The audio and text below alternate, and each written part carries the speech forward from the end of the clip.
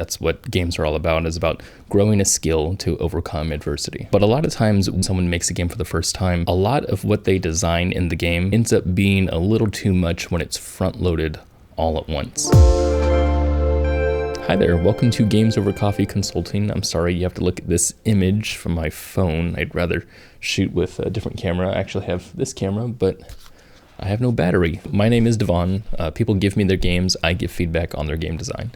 Today we're talking about Fishberman by Skyman. Okay, so Fishberman is a turn-based kind of strategy game. I'm guessing it's Fishberman because it's a play on Bomberman. What you do in this game is you are a fisherman and you're trying to fish and catch them with your net, but there's sharks in the water. And so every time that you go out, there's other sharks that are trying to get those same fish, and those sharks will come after you also. The gameplay is very simple. You can see it right here. And even though the gameplay is very simple, even though this looks very simple on the outside, this game is really, really difficult, or at least for me, it's very difficult. I could never get past day 1 or 2. The developer said that he'd rather me get to, I think, past day 4. I did find a way to get past day 4, but it was by basically just avoiding all conflict as much as I could and trying not to get a high score, which is what you're supposed to do in the game. You are supposed to get a high score. This is the only game on this person's profile on itch.io, so I don't really have a whole lot of history of this person's game making style or whatever. The game itself is fine. It's a great system. It has a lot of things in it. I think there's some really cool mechanics in there. One of those things is taking the weapon that you have, the bomb,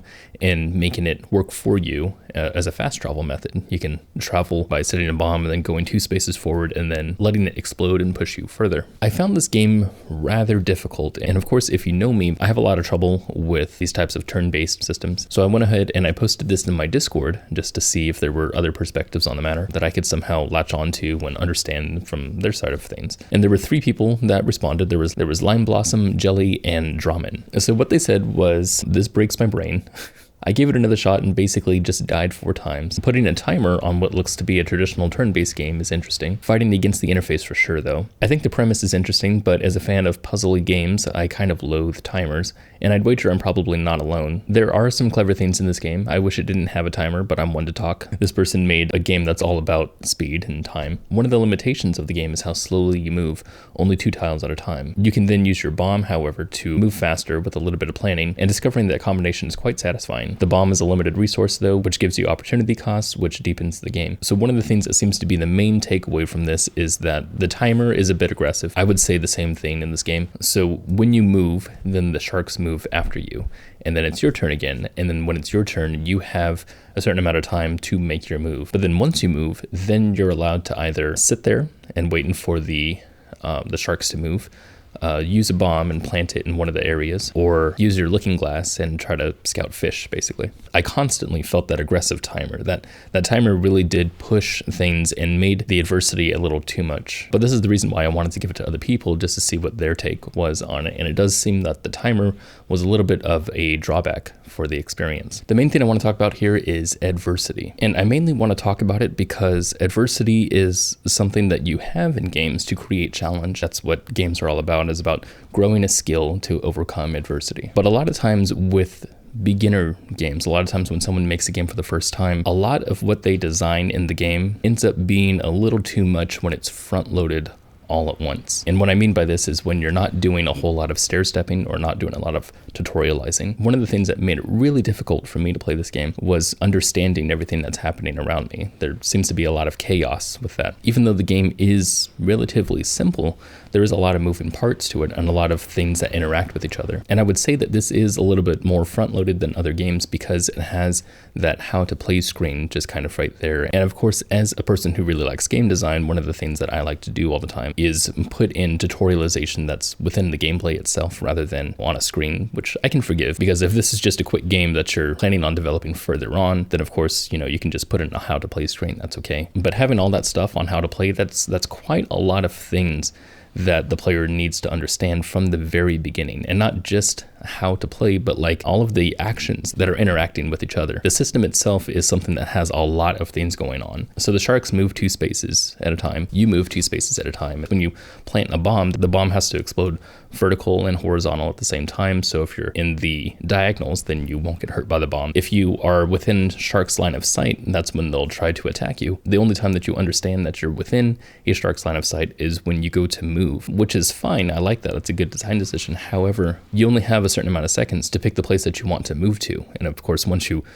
move, then as soon as you wait, then the sharks move closer to you. So it feels like you're being pressed to continuously strategize over and over.